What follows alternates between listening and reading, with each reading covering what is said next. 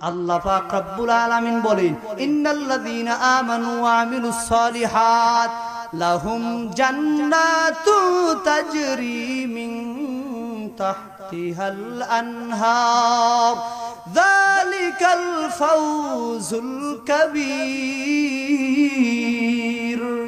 আল্লাহ পাক রব্বুল আলামিন বলেন, অবশ্যই যারা ঈমানদার আর যারা সৎকর্ম করবে তাদের জন্য আছে জান্নাত, যার তলদেশে নদী প্রবাহিত।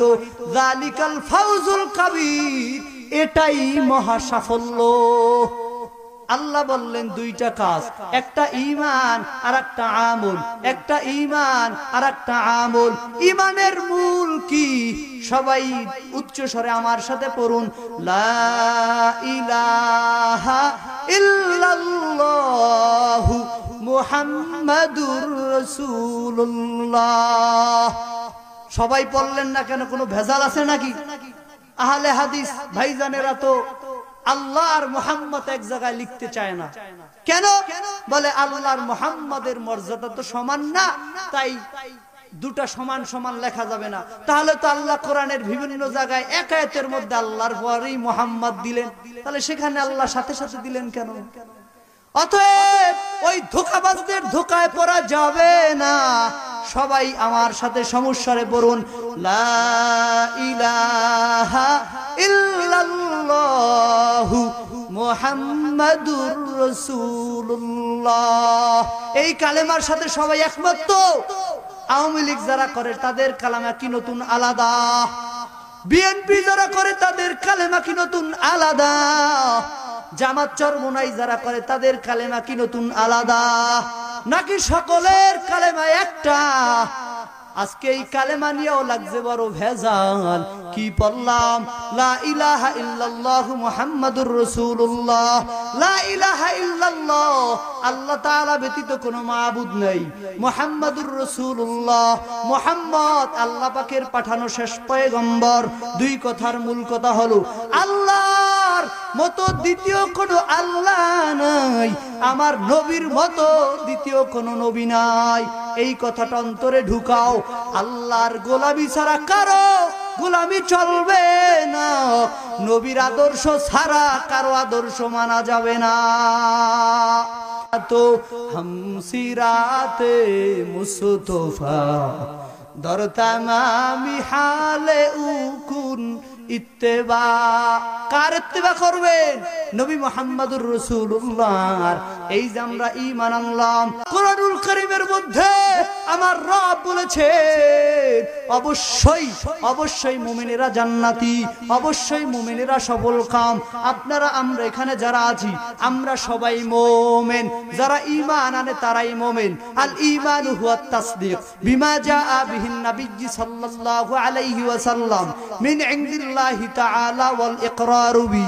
আল্লাহর পক্ষ থেকে নবী মুহাম্মদুর রাসূলুল্লাহ যা কিছু নিয়ে এসেছেন তার প্রতি মৌখিক স্বীকৃতি, অন্তরে বিশ্বাস স্থাপন করার নাম ঈমান। ঈমানের স্তর হলো তিনটা: ইকরার বিল লিসান, তাসদীক বিল জানান, আমাল বিল আরকান। কি মুখে স্বীকার করেছি লা ইলাহা ইল্লাল্লাহু মুহাম্মাদুর রাসূলুল্লাহ, অন্তরেও গাঁথতে হবে আল্লাহ ছাড়া কোনো মাবুদ নাই, নবী মুহাম্মদুর রাসূলুল্লাহ শেষ নবী, এবং কাজের ধারাও এটা প্রমাণিত করে দিতে হবে। আল্লাহ পাক রব্বুল আলামিন বললেন, কদ আফলাহাল মুমিনুন। এটা পবিত্র কুরআনুল কারীমের 18 পারা মাক্কি সূরা মুমিনুনের মধ্যে আল্লাহ বলেন অবশ্যই মুমিনেরা সফল কাম। আপনারা আমরা অবশ্যই সফল কাম। খুশি না বেজার? আজ না হোক কাল, একদিন আগে হোক আর পরে হোক, নবী মুহাম্মাদের উম্মত হিসাবে একদিন না একদিন আমরা জান্নাতে যাবই। লিল্লাহি তাকবীর। ওই নবীর উম্মত হতে পেরে খুশি না বেজার? মুমিনদের বৈশিষ্ট্য 7টা। কয়টা জানা লাগবে কি লাগবে না? আল্লাহ পাক রব্বুল আলামিন বলেন অবশ্যই মুমিনেরা সফল কাম। তাদের বৈশিষ্ট্য কি? আল্লাযীনা হুম ফি সালাতিহিম খাশিউন। যারা মুমিন হয় তারা নামাজে বিনয়ী, নম্র, ভদ্র। তারা নামাজ পড়ে খুশু খুদুর সাথে। ও মুমিন, তুমি আওয়ামী লীগ করো, বিএনপি করো, জামাত করো, জাতীয় পার্টি করো, তুমি চরমনার মুরিদ হও, মাইজভান্ডারের মুরিদ হও, আদ্রসির মুরিদ হও, পীর তোমাকে জান্নাতে নিতে পারবে না। পীরের হাতে জান্নাতে নেওয়ার ক্ষমতা নাই। তবে হ্যাঁ, যদি তুমি মুমিন হও, আমলে সালেহ করো, অবশ্যই অবশ্যই আল্লাহ তোমাকে জান্নাত দিবেন। আর যে পীর সাহেব জান্নাতে যাবেন, যদি কোন পীর জান্নাতে যেতে চায়, মুরিদ বলি নাই, মুরিদ বলি নাই, যদি কোন পীর জান্নাতে যেতে চায়, কোরআন সুন্নাহর আমল ব্যতীত জান্নাতে যাওয়া কশিন কালেও সম্ভব নয়। ঠিক কিনা বলো? আল্লাহ পাক রব্বুল আলামিন বলেন, অবশ্যই মুমিনেরা সফল কাম। আল্লাযীনা হুম ফি সলাতিহিম খাশিউন, যারা তাদের নামাজ পড়ে খুশু খুদুর সাথে। খুশু খুদু মানে কি? তারা নামাজে বিনয়ী, তারা বাহ্যিক ভাবেও বিনয়ী, আত্মিক বিনয়ী।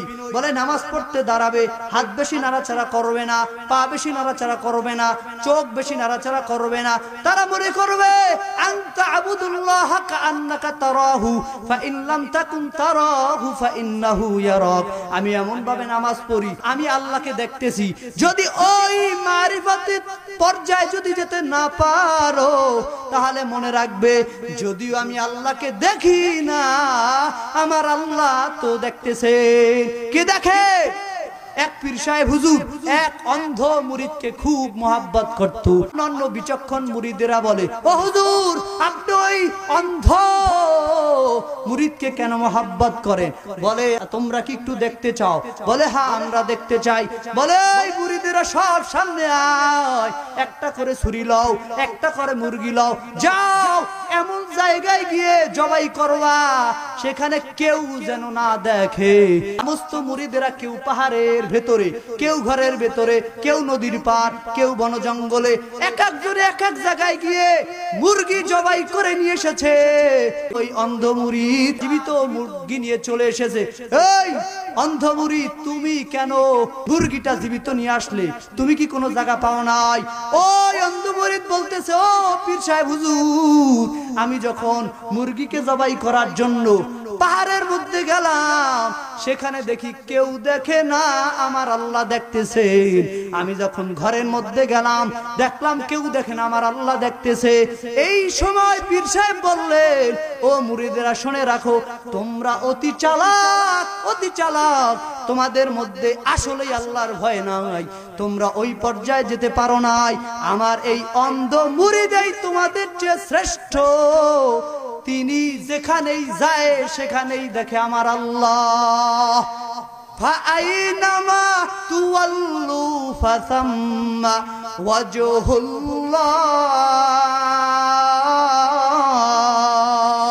আল্লাহ পাক রব্বুল আলামিন বলেন, তোমরা যেদিকেই মুখ ফিরাও সেখানেই আল্লাহ। আল্লাহ কোরআনের ভিন্ন জায়গায় বলেন, ওয়া নাহনু আকরাবু ইলাইহি মিন হাবলিল ওয়ারিদ। ওয়া নাহনু আকরাবু ইলাইহি মিন হাবলিল ওয়ারিদ। আল্লাহ বলেন, আমি আল্লাহ তোমাদের এই শাহ রক্তয়েরও নিকটে। আমার আল্লাহর ক্ষমতা সব জায়গায় বিরাজমান। ওই আমেরিকা কত দূর, যেখানে যেতে 20 ঘন্টা সময় লাগে বিমানে, সেই আমেরিকার শক্তি আমাদের বাংলাদেশেও নির্বাচনে পড়ে। অতএব আমার আল্লাহ যদিও আসমানের উপরে, আমার আল্লাহ ওই আরশে আযিমের উপরে, তারপরও আমার আল্লাহর পাওয়ার ক্ষমতা আমাদের শাহ রক্তয়েরও নিকটে। ঠিক কিনা? যারা মুমিন হবে তারা নামাজে আল্লাহকে ভয় করবে। কাকে ভয় করবেন? 1 নাম্বার মুমিনের বৈশিষ্ট্য, তারা নামাজে আল্লাহকে ভয় করবে। 2 নাম্বার, আল্লাযীনা হুম লিয-যাকাতি ফাঈলুন। যারা মুমিন তারা যাকাত প্রদান করবে। আজকে বাংলাদেশে মুসলমান কেন অনেক পীরের গোষ্ঠীরাও যাকাত দেয় না। ঠিক কিনা বলো? একজন পীরের শত কোটি কোটি টাকার মালিক, পীর যদি যাকাত দিত, মুরিদের তো হাদিয়া নেওয়া লাগে না। আজকে সাধারণ মুসলমান যাকাত দেয় না। যারা যাকাত দেয় না, আবার আল্লাহর ওই আদালতে সবাই আসামি। আজকে দেখা যায় ইমাম সাহেবের 100 টাকা বেতন, তাই দিতে পারে না। 115 টাকা বছরে ফেতরা আসে, তাও দিতে পারে না। দান সদকাও করে না, অথচ যাকাত আমার আল্লাহর দেওয়া ফরজ। আমরা নামে মুসলমান, মুসলমান হওয়ার কারণেই আমরা জান্নাতে যাব, মুমিন হওয়ার কারণে। তবে আল্লাহ কোরআনের মধ্যে মুমিনের যে বৈশিষ্ট্য দিয়েছেন, সেই বৈশিষ্ট্য তো আমাদের অনেকেরই নাই। 1 নাম্বার মুমিনের বৈশিষ্ট্য, নামাজে তারা খুশুখুদুর সাথে নামাজ পড়বে। 2 নাম্বার, তারা যাকাত প্রদান করবে। 3 নাম্বার, ওয়াল্লাযীনা হুম আনিল লাগwi মুরিদুন, যারা মুমিন হবে তারা অনর্থক কথা বলবে না। 4 নাম্বার, ওয়াল্লাযীনা হুম লিফুরুজিহিম হাফিজুন, তারা লজ্জাস্থানের হেফাজত করবে। আল্লাহ পাক রব্বুল আলামিন বলেন, যারা মুমিন তাদের একটা বৈশিষ্ট্য হলো তারা নিজেদের লজ্জাস্থান হেফাজত করবে। লজ্জাস্থানের হেফাজত করার মানে হলো জেনা থেকে, সমকামিতা থেকে দূরে থাকা। ও মুমিন, ভালো করে শুনে নাও, বাংলাদেশের স্বাধীনতার পর আজকে স্বাধীনতার 53 বছর চলছে। আওয়ামী লীগ গেল বিএনপি ক্ষমতায়, বিএনপি গেল জাতীয় পার্টি ক্ষমতায়, সবাইকেই দেখলাম আল্লাহর বিরুদ্ধে বহুত আইন পাশ করেছে। এর ভিতরে একটা আইন হলো, বাংলাদেশে বর্তমানে 14টা নিবন্ধিত পতিতা পল্লী আছে। ওই পতিতা পল্লীতে বাংলাদেশে প্রায় 2 লক্ষর মতো পেশাদার কর্মী আছে, যৌন কর্মী। ও মুমিন, ভালো করে শুনে নাও, যারা এই জেনার সাথে সম্পৃক্ত সরাসরি, এগুলো চলছে আমার আল্লাহর বিরুদ্ধে। এগুলোর কারণেই করোনা নামক ভাইরাস আসে, জেনার কারণে দুনিয়াতে মহামারী আসে।